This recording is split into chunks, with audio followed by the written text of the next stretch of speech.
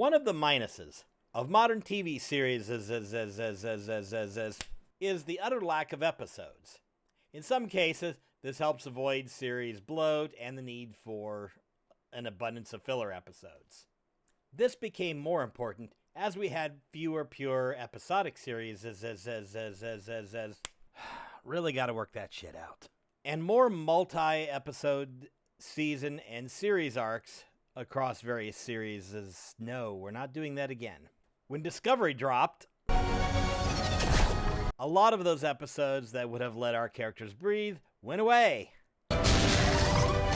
Its spin-off, Strange New Worlds, did a lot better in that respect, and Starfleet Academy has done the best of the live-action shows in this era at really giving us a chance to meet the characters. Which brings us to this week's episode of Starfleet Academy, where the story arc from the first episode drops back in, and we're done letting the characters breathe. They've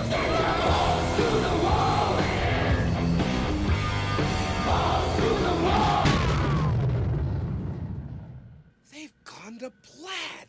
So join us as we lament the best episodes of the season being in the past, as we dig into the season's 9th and penultimate episode already, 300th Night. This is Treknicity.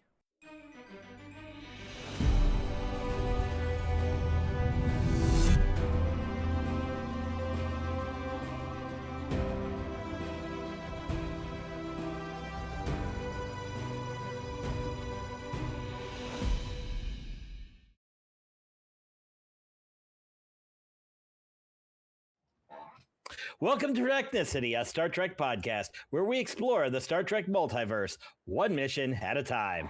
I'm your host, Patrick Murray, and joining me for the mad dash to the end of the season is Lars DeSenza, James Mottershead, and Kat Drake, returning from her very classified special assignment. Welcome back, to the Canadians. It is lovely to have the four of us crazy people here again.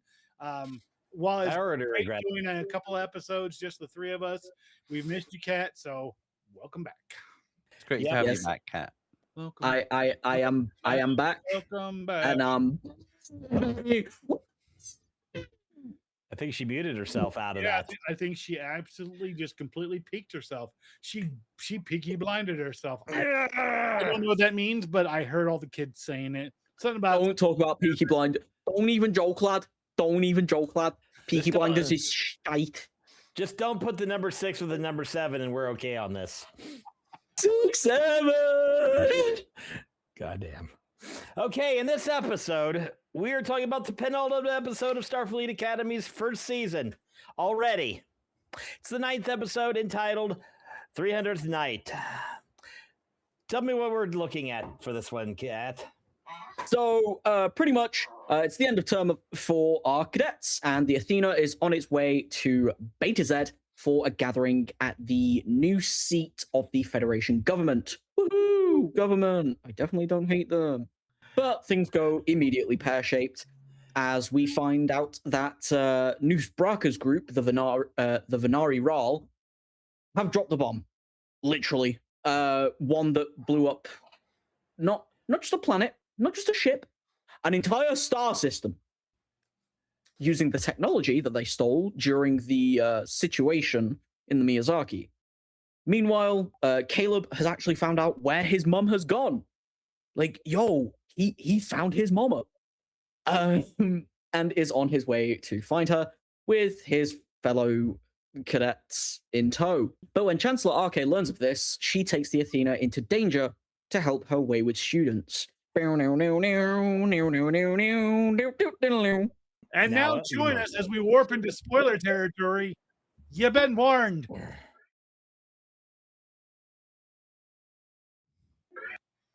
Okay, so we start this week's episode off at the end of term. We can tell this because it completely covers the screen. And the Athena's on the way to the Beta Z. Cadets are growing closer, and we see a lot of the frayed bonds that they had over the season, especially since Miyazaki, been patched up, except for Caleb, of course, whose mother's still missing.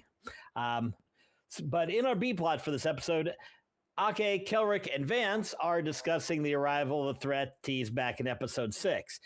Basically, the Venari Roll stole Omega 47. It's a synthetic variant of the original galaxy threatening substance, and they blew up Sector 947 with it. And they made mines.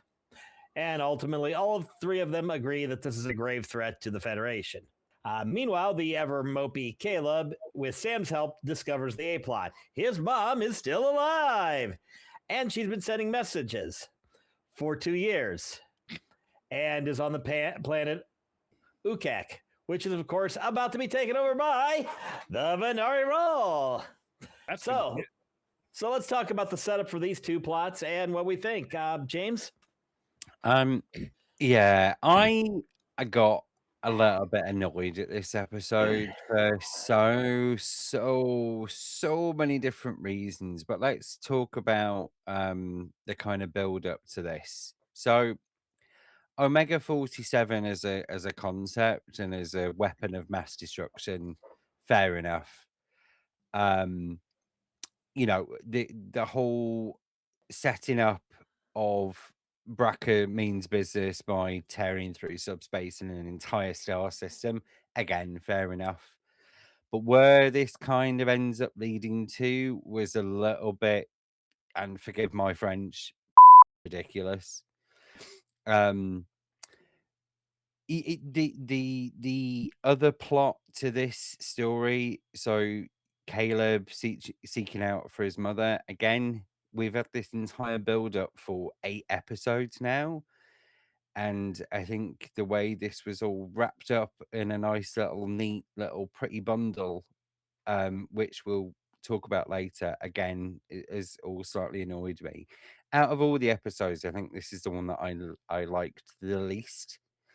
But I'll let everybody else air their thoughts.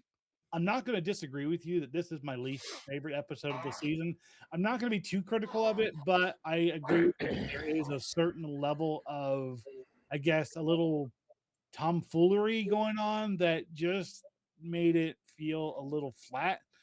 We had a couple of different major plot points that really should have come to a head at the end of the season, and they rushed it. This is one of the dangers of a series like this being limited to 10 episodes. Mm-hmm. I know that the cost of these things is astronomical, pardon the pun, but they should be able to expand it out a little bit more just to give us some room to breathe.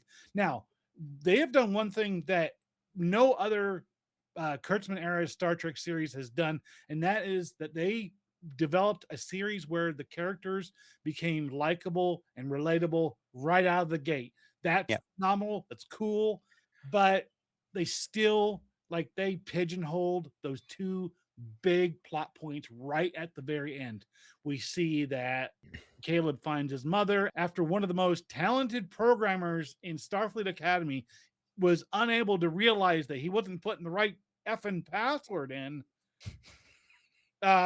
We now have to deal with this right now, as well as the A plot, which is the B plot, which we have to deal with the whole Venari Rawl / Newspraka thing. And it's like, damn. I mean, we were really rushed to get this done. I mean, we only got one other episode to go. How are they going to wrap all this up in a neat little package for us to move on to the next season? Because we know so far the only one who has really done a good cliffhanger episode at the end of their seasons has been Strange New Worlds. And even that fell flat when they went from season 2 to season 3. All right. I don't know what the hell they're thinking. So I know this comes across as being overly critical of this series that I've been very praising about and very favorable of. But wow, I just feel like they blew their load on the effects budget for these 2 episodes, the 9 and 10s ones, but they took that money that should have been for the writers and spent a little bit more time. That's just my personal thought. Anyway. No, agreed. Okay. I think it's probably better off to start with what I liked about the episode rather than what I didn't like, because we're talking about what I didn't like. You could write, I don't know, maybe a 5-book series. I agree with the both of you. I mean, actually, kind of. But for me, this episode and Sam's episode, it's a toss up for worst episode for me. Especially, I now. mean, You're fired. Get out. Yeah, Sam's episode was the best. Continue. Which Sam episode are you talking about there, Kat? Series acclamation mill. Yeah, we hate you. Get Go out. away.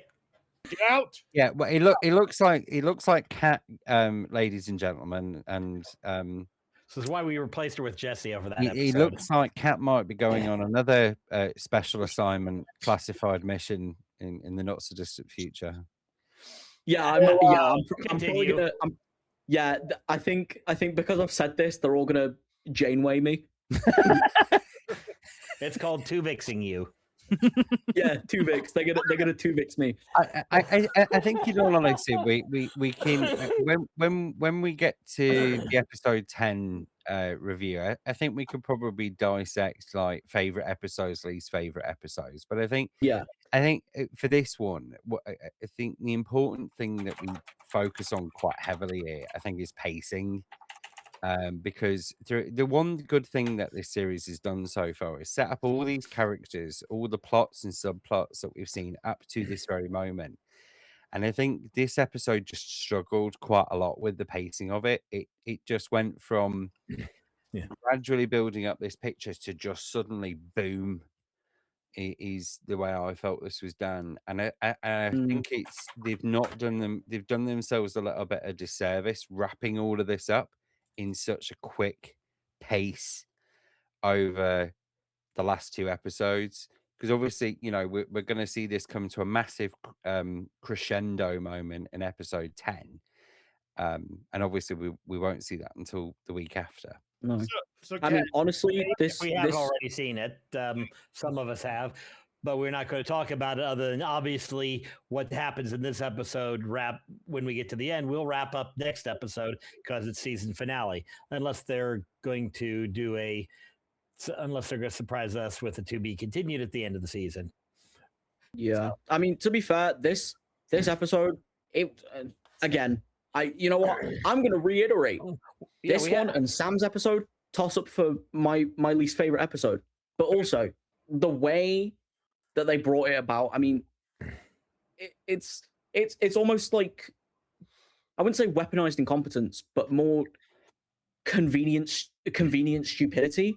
I mean, obviously, if Caleb is meant to be this the guy, right? How could he have not figured this out sooner? You're right, and I think the use of Sam to kind of just photon splain programming to him.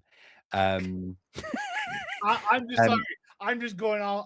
I was trying to keep my mouth shut because I'm like, motherfucker, just coined another damn phrase.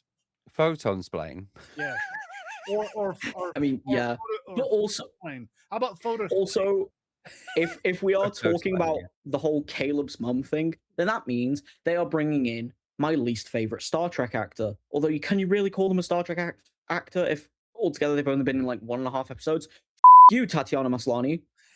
Well, you ruined She-Hulk. Excuse me. Shall I remind you that we had the guy who played Charlie X or Charlie Evans? He was only in 1 episode. Ricardo Montalban technically was only in 1 episode and 1 movie. Yeah, but that doesn't count. And his character's name was in the goddamn title. Exactly. But here's the thing. Got an audio series and appeared as a kid in Strange New Worlds, and no other place in all of Star Trek does Khan appear than those 3 things we've mentioned. Well, Star Trek Into Darkness, my favorite Star Trek film. Yeah, you shout on Series acclamation mill. Off. Right. Let's. I do have a couple thoughts I'd like to get in here. Yeah, go for it. One thing about Caleb not getting the password, something I've run into in tech support is a lot of times the fresh set of eyes is what figures out the problem. Yeah. He missed the thing. He tried it for a while, then he went to something else, and he kept trying other things. but he never came back to revisiting it once his mother had escaped, and that combination was what solved it for him.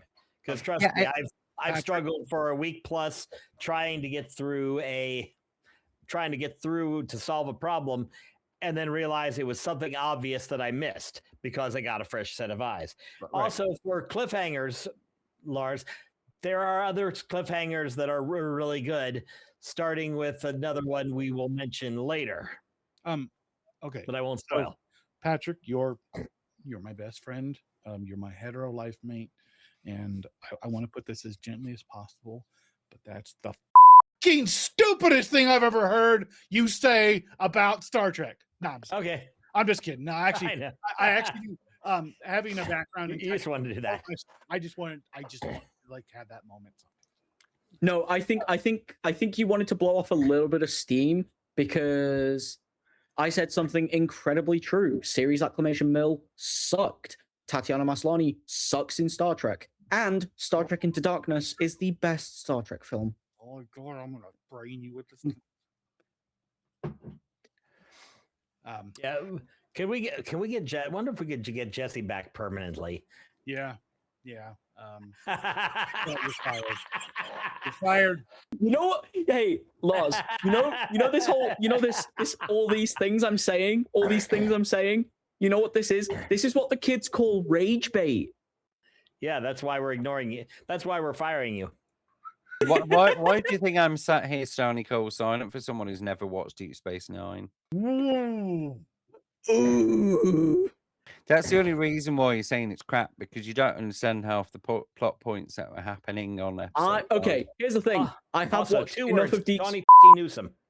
I have watched enough of Deep Space Nine that I understood. It was just the way that they presented Sam in the episode. I didn't give a. I mean, honestly, the series Acclamation Mill was Deep Space Nine nostalgia bait. Let's be honest. But I just as a character, I don't like Sam. Everyone else is fine. It's just Sam really pisses me off. Okay, so I think we've thoroughly flogged that, and Kat has earned to be never talked to again. So let's jump on into the plot and see how Caleb deals with this situation in the most rational way possible. Yeah, let's talk about Caleb's mum. So Caleb goes to talk to RK, hears the B plot and decides to steal a shuttle instead. Sam decides to rebel out of nowhere and go with him. Genesis was conveniently volunteering in the shuttle bay, but stumbled into it in the worst possible way, and Darren is drunk. They nope out on a shuttle. On Ukek, after they get there through a transwarp conduit, which was rather conveniently placed, they split up. Caleb finally finds his mother miraculously in under 2 minutes, and Ishamir, despite the knife work, it's a happy reunion, but Caleb leaves all the Starfleet parts out. This gets harder when the rest of the gang shows up in the end. After getting the part they need to fix the shuttle, Caleb makes it clear he's leaving to go with his mother. So let's talk about Caleb's decision at this time. Lars. I just want to say that this has all the hallmarks of the movie Star Trek Insurrection. It's we have this mission, we know we've got to do it. It's against the rules, so we're going to go against the rules, man. We're going to take off our comm badges and we're going to be rebels. Yeah. That's what it felt like. That's what it felt like. And it was like they were looking for any reason to get the band back together. Genesis is down there because she's been put in charge of securing the shuttle bay because, yeah, that's really what they need to do in the middle of a crisis. Hey, the Federation is under like dire, it is in utter danger. The whole thing is going down. Shit is about to get real. Go check the shuttle bay because we know that that's the first place that they're going to screw something up. No, it's not. But again, I'm being super nitpicky. Like that nit, bitch. Yes, I am picking the nit out of it. I have been so forgiving of other things in this season, and I know that this is just a way to get them from point A to point B. It's fine. It really is. It was just kind of funny. I was just sitting there the whole time going, wow, I feel like I'm watching Star Trek Insurrection. All right, cool. Whatever. It is what it is. But it was just funny how they kind of just pigeonholed everybody into this little A plot situation. Like, we've all got to get everybody in the scene together. So let's just get them all having to go to the shuttle. And of course, Caleb's like, no, you're not going with me. No, it's my mission totally. No. By then, it's like, we're already there. Okay. Well, I guess we're doing this all together then. Right. Off we go then. And that was about it. The fact that Tatiana Maslany's character just, like, I don't know. I can't even really come up with the right thing to say, because I don't want to say something that is super toxic. I actually like her in this role. I just feel like these people were like the most useless folks over the last 13 years trying to find each other. Now, Caleb, to his credit, he did spend the last academic year, focusing on his studies at Starfleet Academy, like he promised Ake at the beginning of the series. Okay. He didn't give up looking for his mom. And as Patrick did say, sometimes you don't see the thing that's right in front of you. It takes a fresh bit of eyes to show you what's going on. But, like, man, holy crap. You guys could have done this so much better. You were like the shittiest crew for figuring this out. I mean, to be honest, with your characters, the way they wrote them for this episode, I would not be comfortable going into an escape room with you. Okay. It just ain't gonna happen. All right. Because I mean, Sam's probably gonna be like, oh, I knew it the whole time. Yeah, I knew the answer the entire time. And I'm just like, you're lucky you could be made permeable, bitch. Because I would totally just like completely scramble her code. We had 10 episodes. Like, we're at 9, but you had like all these episodes to do to get us here. And you didn't do it once. It would have. Oh, yeah. And I mean, look, I understand that the way they had to handle things with the Federation, they're focusing on getting the Athena and everything back to where it needs to be safe, make sure everybody's in good order. Okay. But I swear, in this episode, Reno, the Doctor, and Ake were forming the Jedi Detective Agency. Sith, what's Sith? I don't see any Sith. He's right there. Where? I don't see him. Where? Like, what the hell? How did you not see a shuttle jump out? How did the ship not go? Hey guys, I know I'm kind of checking shit out. Somebody just left. I mean, They did technobabble all that though, so yeah. I mean, it would have been pretty funny to hear like Stephen Colbert just be like, hey guys, it seems we're missing a shuttle. Yeah, would have been awesome is if they had like subbed Stephen Colbert in just for 1 second, one line, with Tony Shalhoub's character from Galaxy Quest. Hey guys, I just want to let you know that we're missing a shuttle.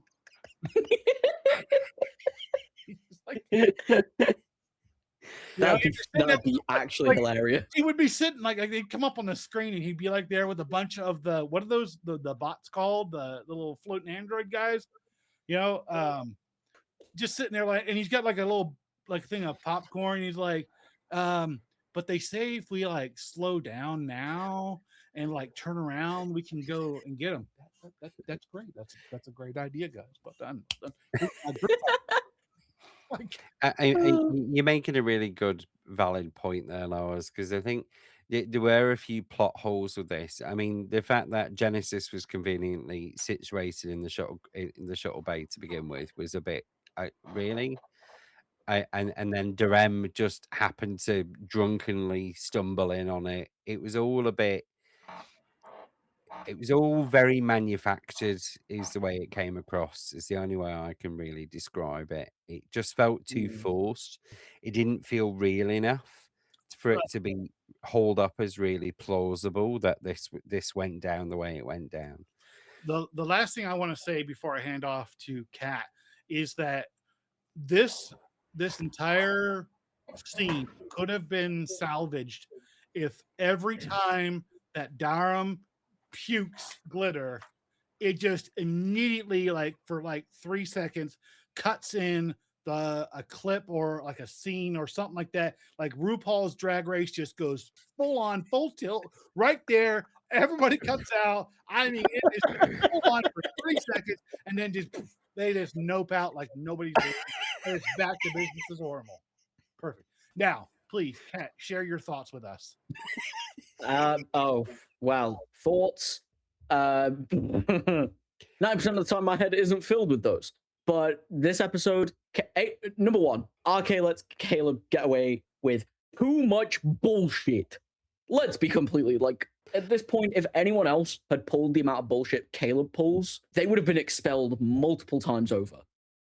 I mean, But she kind of saw that. So I mean, after I've done a couple of rewatches of it, when because obviously the first scene that we see is when both chancellors are in her office and Caleb comes to talk to her about her mum, but overhears obviously all the situation going on with the Federation fleet coming back in behind Federation borders and what's happening with the Venari realm. And there's that glint, there's that look in her eyes. You can see it as he walks out. She knows something's going on, but I think that element of it was a bit the more because she was just really distracted by what was going down. You know, she just heard the news about what Bracker had done. yeah, The orders from Vance about a lot of the fleet returning. rendezvousing at Beta Z and everybody coming back in behind borders.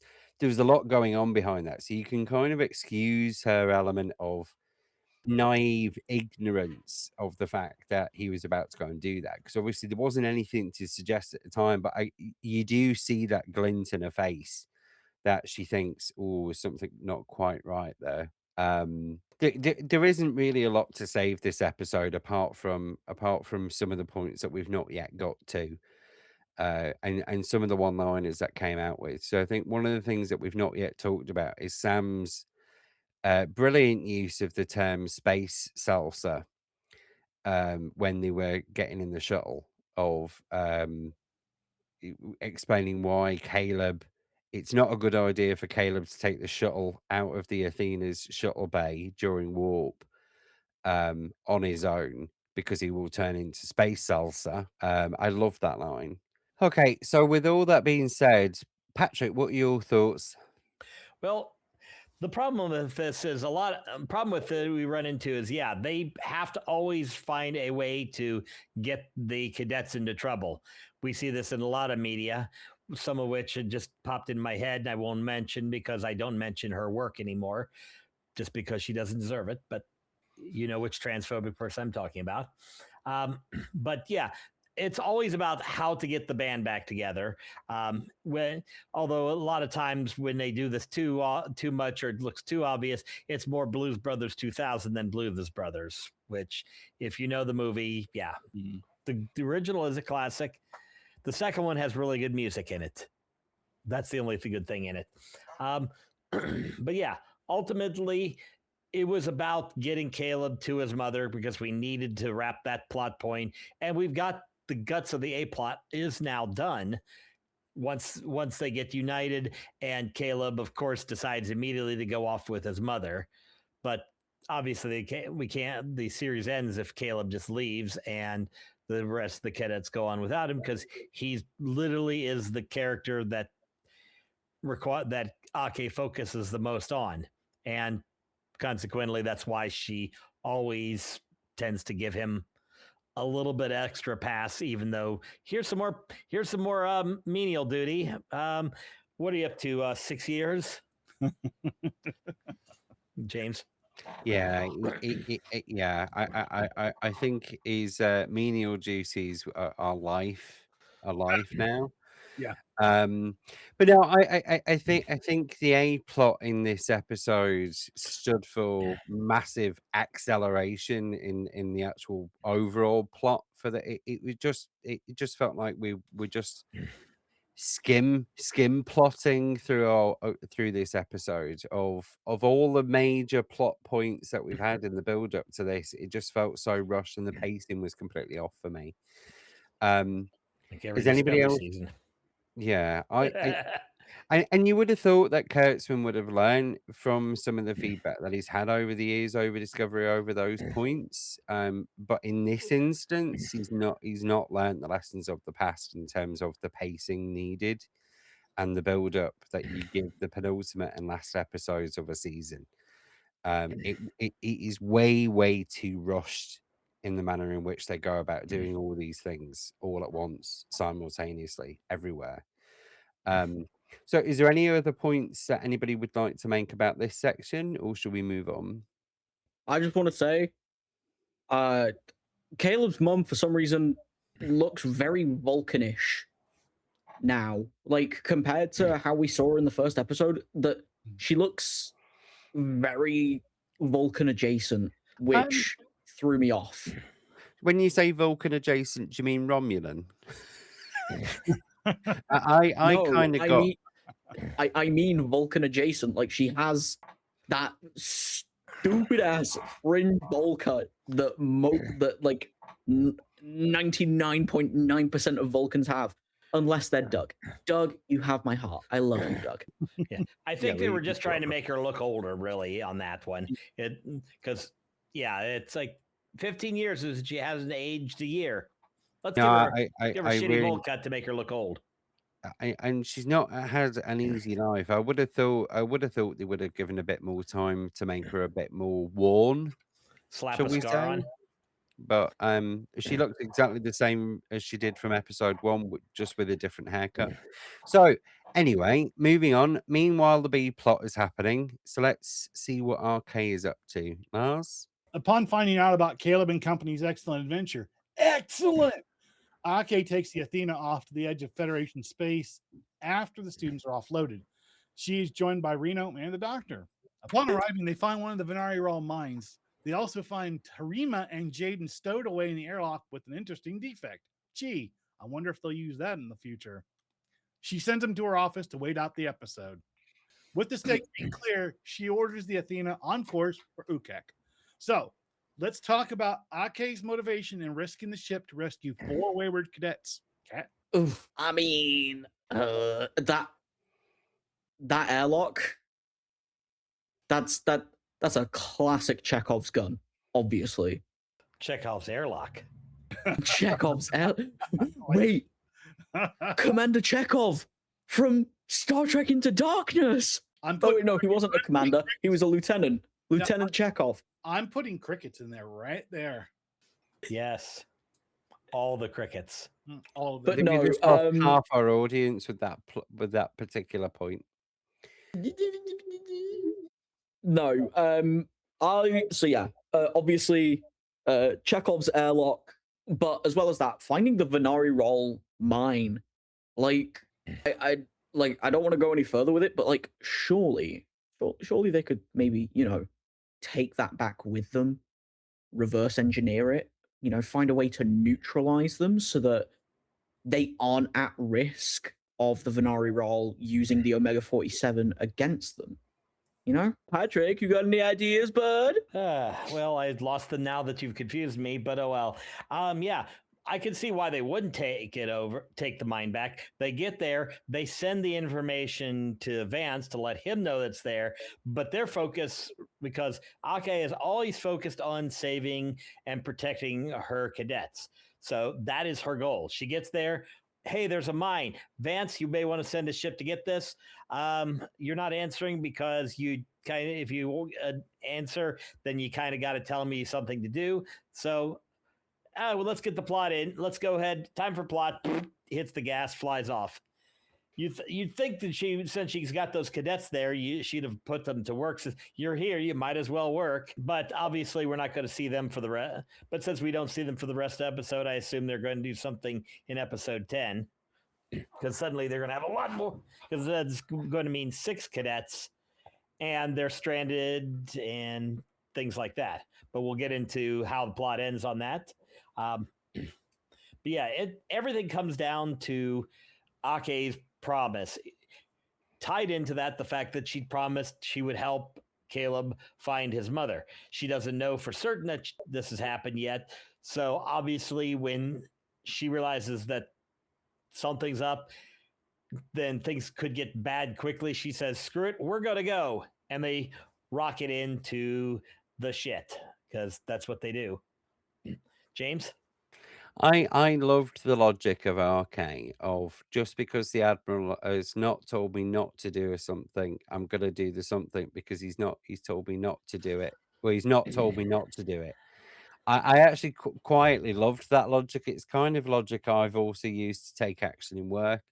But So you've but flown into enemy territory? Ooh. I mean, I quite liked the airlock scene, and when they catch Terima and Jaden, that was actually one of my highlights of that. When they are both beamed onto the bridge, and then she's like, "What the hell are you two doing here?" And then they explain and how they hid, and that line that RK used. Well, that's a design flaw. That made me. It literally made me laugh. And she almost looked kind of quietly impressed at the fact that they've managed to do this, but also heavily pissed off at them for doing it in the first place. Because obviously she's got a mound of cadets that she's having to round up and keep safe, while simultaneously going into a situation of danger. I mean, what felt off for me is the fact that it was just RK, the Doctor, and Reno, yet we knew there was an entire crew that was manning the Athena. So there wasn't really much of an explanation as to what happened to the entire rest of the crew. Like, have they all gone on shore leave? All There of was like zero explanation of it. We knew Thok was on Beta Z with all the other cadets, but why did the entire ship departed at the exact same time? That just was a bit like, what was the point? I mean, I think we'll understand the points possibly, and if it was a plot device that then leads us into episode 10, it doesn't make sense. It might have made sense on paper if someone was writing this two-parter as a whole story, right? But when you've split it in the way that you've split it, it doesn't actually make sense. What do you think, Lars? this whole entire bit of the plot has a lot of, I don't know, I guess just real convenience kind of, um like Deus ex machina kind of thing, or even better yet, there's a lot of MacGuffins that show up in this particular part of the plot because it's convenient. Now I get it, they are working within certain confines, but it's just not making a lot of sense the way they're playing it out, even Yeah. with the known end game, of how this particular situation sorts itself out. It just still didn't feel very good to me. It didn't. I mean, I think if I was sitting there like when Terima and when Terima and Jaden get caught in the airlock, the whole thing of, if they'd play like the little fun little flute piece that they used to play on the original series whenever there was like a lighthearted moment, I think that probably would have been a little bit funnier. But ultimately, it just felt like they were trying to make sure that all of the A players were in the scene so that they could get credited for being in the episode. And it's like, you might as well have just kept them there. You might as well just had them there the whole time. You didn't need this little side plot thing where they introduce potentially something that could be used later on. I mean, shit, come on. We've seen how many times in Doctor Who the whole MacGuffin thing just pop up, and it's like, oh, and by the way, while you guys were sitting there watching this whole thing, we had the entire solution working in the background that nobody knew about, and here it is on a platter. Off you go. That's about how it felt like. Like, come on, guys. I just really didn't vibe with it. Well, this sounds like a setup for a kick-ass climax. Does anybody else have anything before we carry on?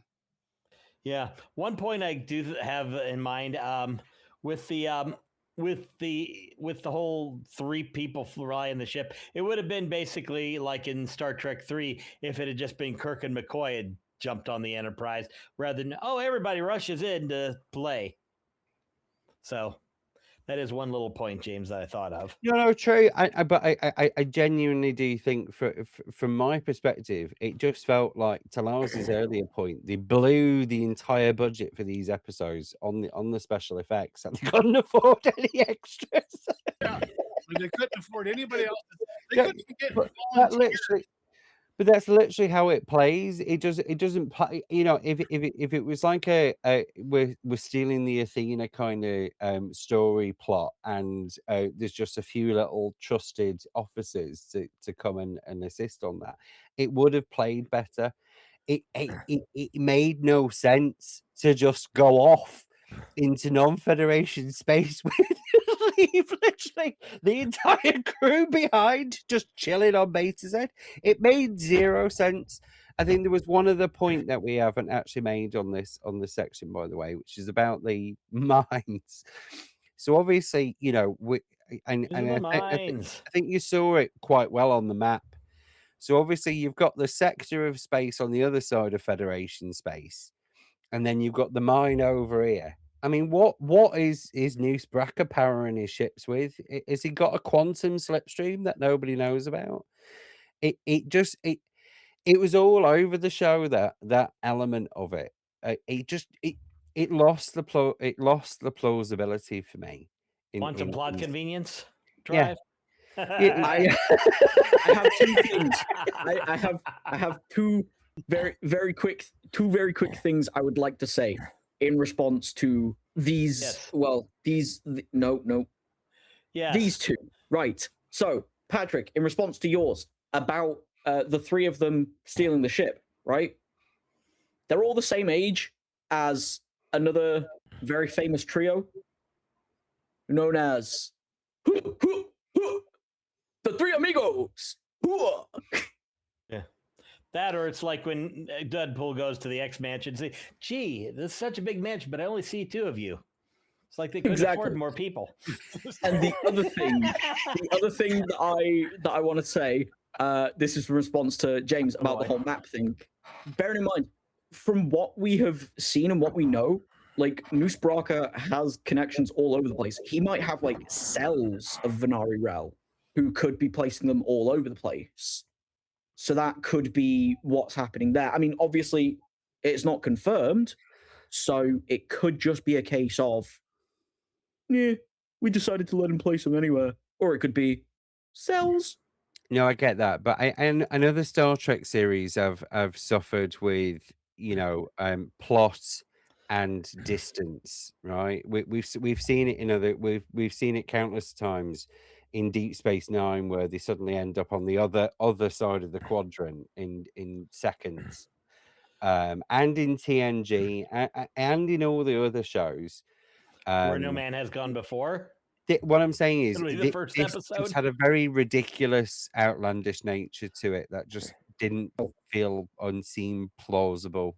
However, have you considered it's science fiction, Science. not science Fiction. reality? Yeah.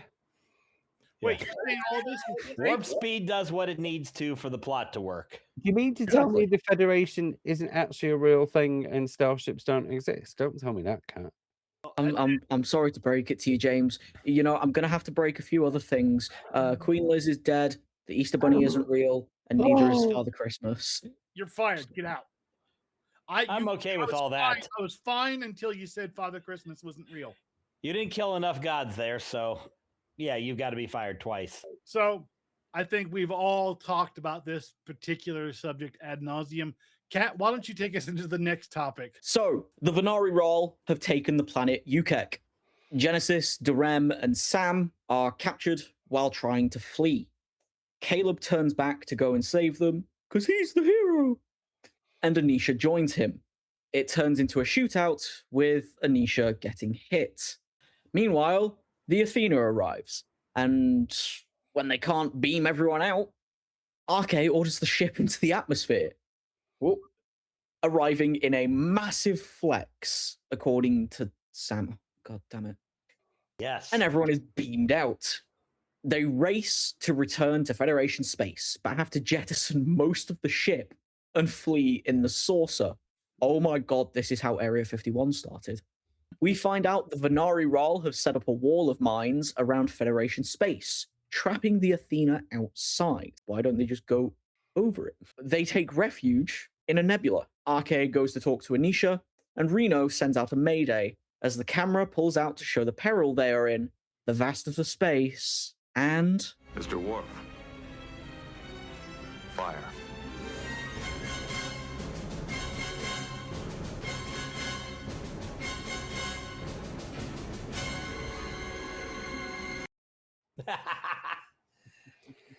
So, let's talk about the cliffhanger. Well, Patrick? let's start with that. Did we mention yet that Jonathan Frakes directed this episode, which is why we got two takes Frakes, taking us into a cliffhanger again. But yeah, again, we know that they've set it up because now we know what the stakes are for the final episode. There's a circle of mines around Federation space. Although one little detail I caught in the initial, when they showed the map, they showed a red area all above the Federation, then they cut out to just the circle.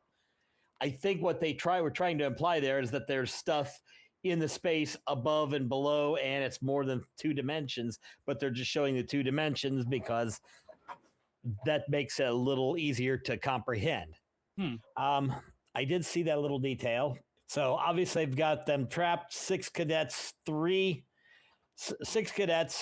officers, and one Federation hating momma, all stuck in a nebula with Venari all ready to do some bad shit.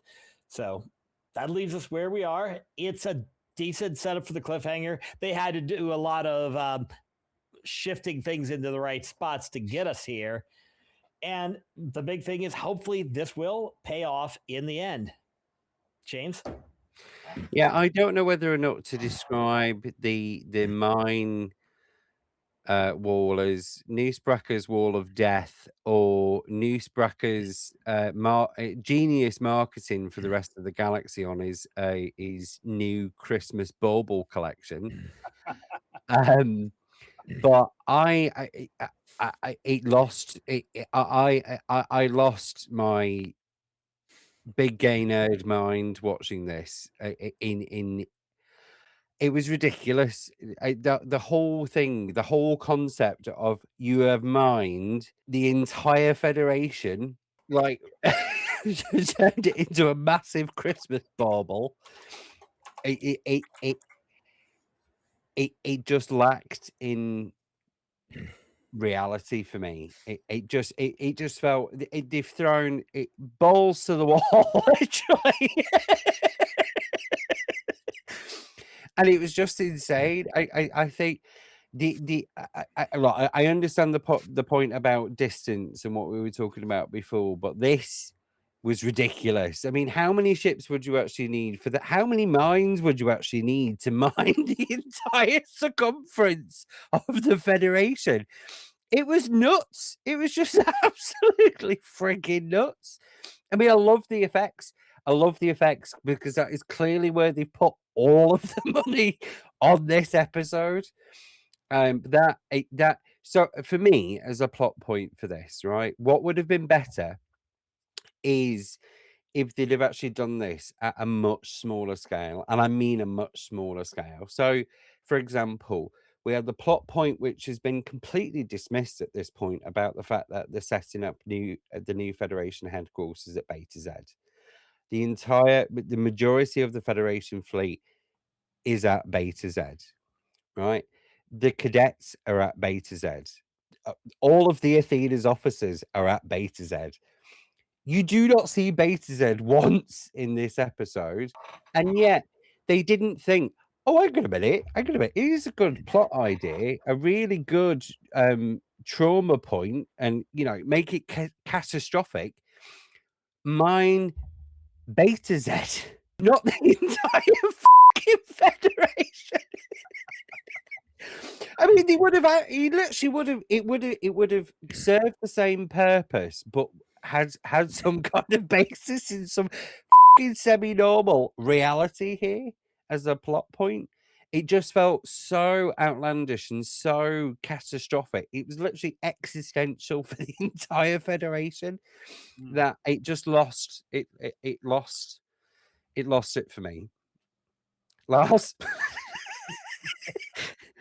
Again, we see this in situations where you effectively leave it in a you leave it in a place where they have no better thing to do than to resolve this. Like you have no choice. You have to do this. You have to resolve this entire thing because it is so massive and it is so out there that you have no choice but to focus on the immense and the scale of this threat. For me, what I was thinking during this episode is, man, you remember back in episode 2, which was beta test, the whole thing about convincing Beta Z to rejoin the Federation, and as as an act of, I guess, good faith, they decided that Beta Z was going to be the new capital of the Federation and all that. Mhm.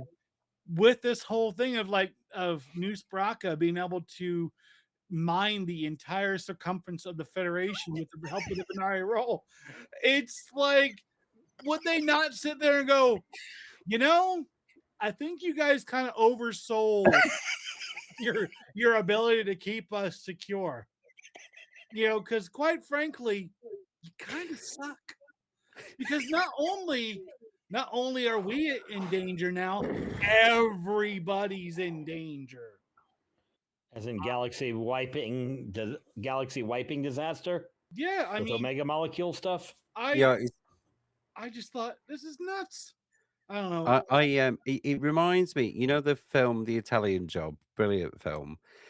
That scene where they're testing the explosives on the van and they accidentally blow up the van, and that line, "You're only supposed to blow the bloody doors off." It feels like Noose instructed his minions to go and do this. Maybe, just maybe. This is what they did. Maybe he did send out the instructions. I want you to deploy an Omega 47 mine. Unfortunately, he hit reply wall.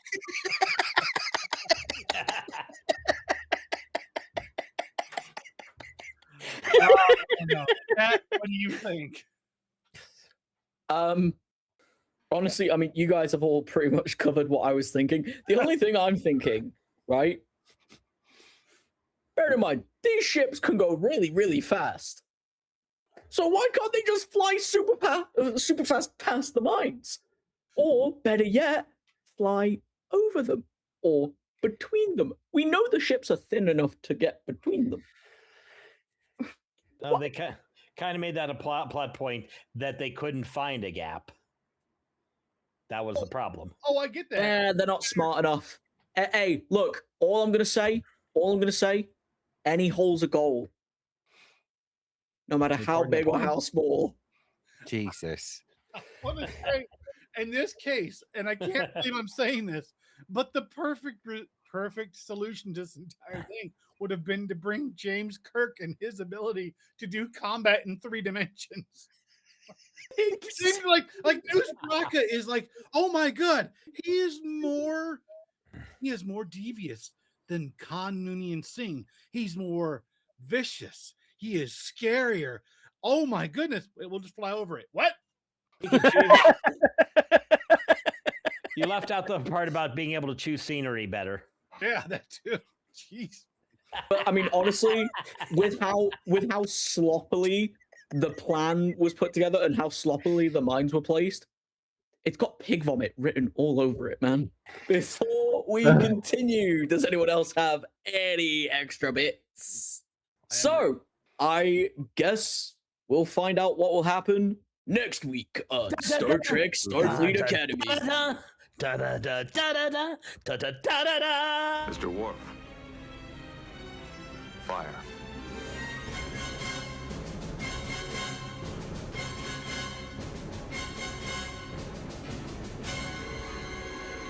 Here's a few things we may have missed. Yeah, obviously, yeah, the whole. Well, yep. Let's start with the basics. Two takes breaks and and giving us a cliffhanger. There was actually a pretty good idea to make this kind of a cliffhanger because now we got to watch the last episode. Yeah, it feels rushed, and these two plot points and the whole plot point of this and Kayla's mom has taken approximately 40% of the season. Because this is the third of 4 episodes that are focused primarily on that kind of shit. Going to be kind of rough with that. So, any thoughts on the cliffhanger?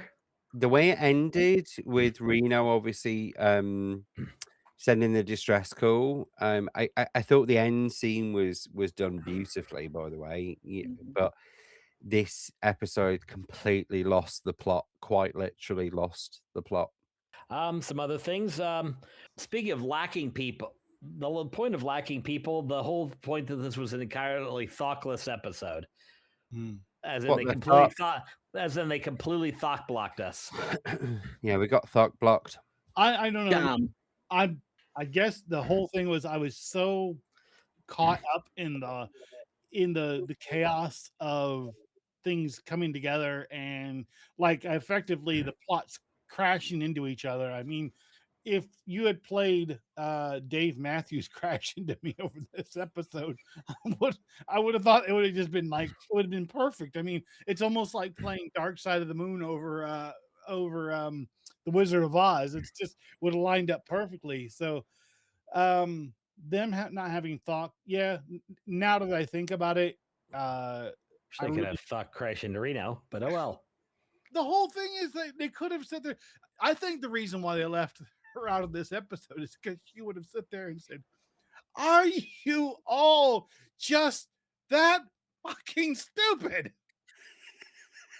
Like, I thought they were going to drop an F-bomb. It was going to be in the Tilly episode, and they didn't do that.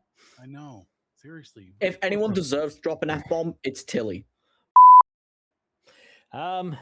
Speaking of Caleb and Tarima, what do we think of happening with them? You know, look, I've seen the videos on TikTok from Zoe Steiner, and she's an amazingly beautiful woman. I mean, don't get me wrong, just wow. The whole thing is that she plays this situation, like the awkwardness between her and Caleb, pretty funny. I will give her a lot of credit for that. It was clear that she was not bound by the social rules of relationships where he was, and that played off very well because that awkwardness did the situation well. And for once, Tarima got to chew the scene. Here's a question: would you say that's more of a man versus woman, or more Earth-centric versus Betazoid thing? Well, given the fact that this is all human created, while we are trying to understand that societies are different, for the most part, to make all of this, I guess, relatable, they do it in such a way that effectively people from Western civilizations will understand the dynamic of the relationship. Okay. I mean, effectively, I'm sitting there watching it, and immediately I pegged the entire play out of this entire situation. She is not playing by the rules of engagement, so to speak, and he is. And that's exactly what we want to see. That's our bread and circus as members of Western society in a largely heterosexual environment. Yeah, I think you got the wrong group to talk about heterosexual stuff with. Okay. Anybody watching this episode, if you disagree with me when I say that the majority of society is heterosexual, okay, if you disagree with me on that, then please let us know. I have absolutely nothing against people who are not. Okay, I like to be against more people who are not. Oh shoot! So it turns out Lars is correct. Between 80 to 90% of the world population is heterosexual. I call bullshit. I call bullshit on that. Escándalo. I call bullshit on that number, but that gets us into statistics. So let's jump in. A couple other things. Jaden's ritual at the very beginning. It was obviously set up so that Caleb could not be a part of the family, but let's talk about the whole thing: Klingons and getting drunk and bonding as a family. Isn't that just Christmas in a British household? Possibly. Although nobody pukes up a bunch of glitter. I mean, Bitch. I thought it was a beautiful moment between them all. You know, we've gone through the healing after the Miyazaki incident. The gang's very much back together at this point, and I thought that was a perfect little plot point to come into this episode with. We saw it come to fruition at the end of episode 8. I mean, it was a nice, somber, friendly moment between them all. You know, the rivalries have gone, the bickering has gone, they're bonding it again, and then Caleb just went and it. Well, it's Caleb, so Yeah, I mean, Caleb kind of went all emo on the situation, but again, that's by design. That's to show he sees himself as an outsider, even though he's part of the group. So, couple other things. The one-liners in this episode, because James, you seem to be really enjoying those. Besides literally almost every line Reno has, because she is the one-line machine. Any favorites of hers or anybody else? I know obviously it wasn't to everybody's taste, but I did like, well, that's a design flaw. It did make me cackle, despite everyone else's indifferences to some of the plot points. There is another one which was from the shuttlecraft scene when Durham came over, and he's talking about his lack of enzymes to absorb alcohol at a normal level. It was that line, "We lack a lot of enzymes." That also made me cackle. There were a few, the space salsa from Sam. I did like that, and I guess I'll let everybody else think of their favorite one-liners from this episode. I don't know if I actually really have a particular favorite one-liner. I will say that Ake's line about that being a design flaw was kind of funny in so far as that one thing that they've done really well about I guess the dialogue in this entire series has been that they don't mince words. They're not afraid to talk about how something sucks in a very frank way. I mean, aside from using foul language, they do a pretty good job of explaining that not everything is super perfect. Like on the D, where everything's perfect except when they need it to for plot, and then they kind of find some of the reason. Yeah, it would have been funny. It would have been so funny if when they were doing something like when the shuttle comes out of the back of the Athena and you just hear like the Millennium Falcon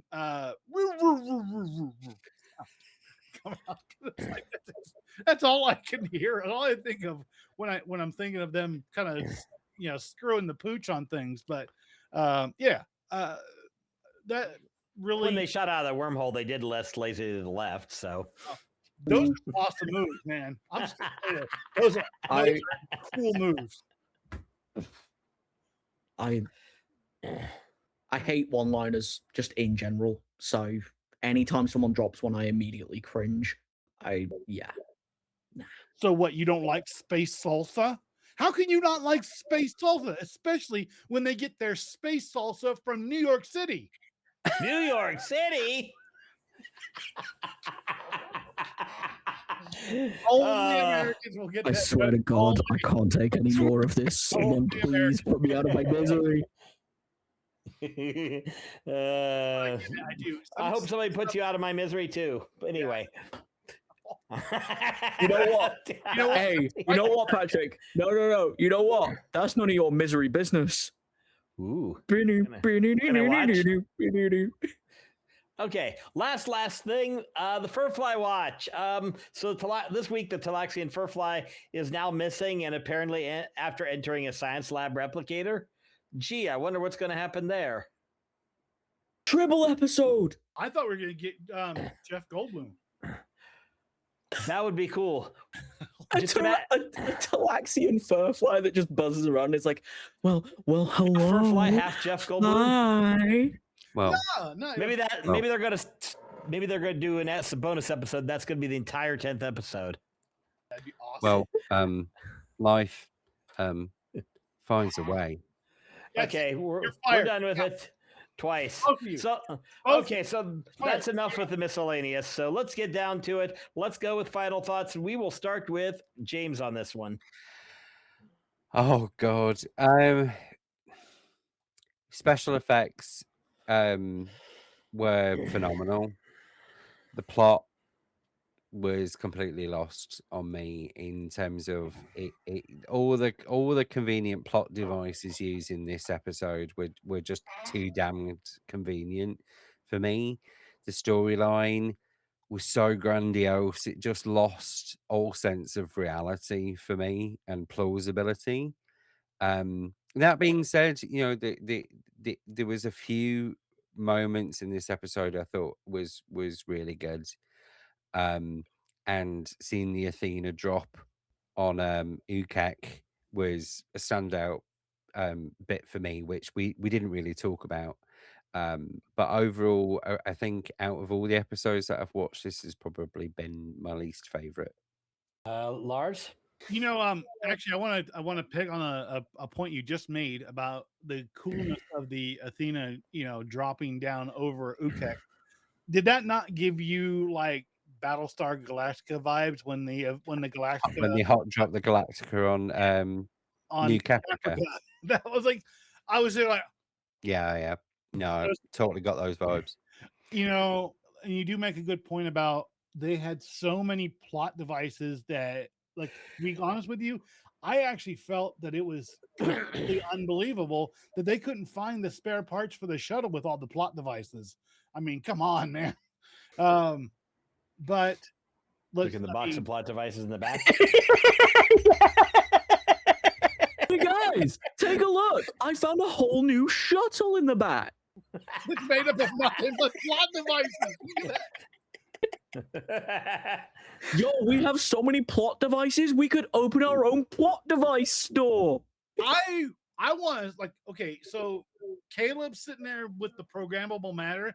I'm like, you guys had programmable matter, but you couldn't come up with a programmable plot. Come on. What the hell? Now, okay, in all seriousness, there were some good moments and there were not so good moments. I am not bagging on the series as a whole. As James said, this probably rates and is my least favorite of the entire season so far. But if this is the worst that it gets, then I think we still have a good chance of having a really good series going forward. Yeah.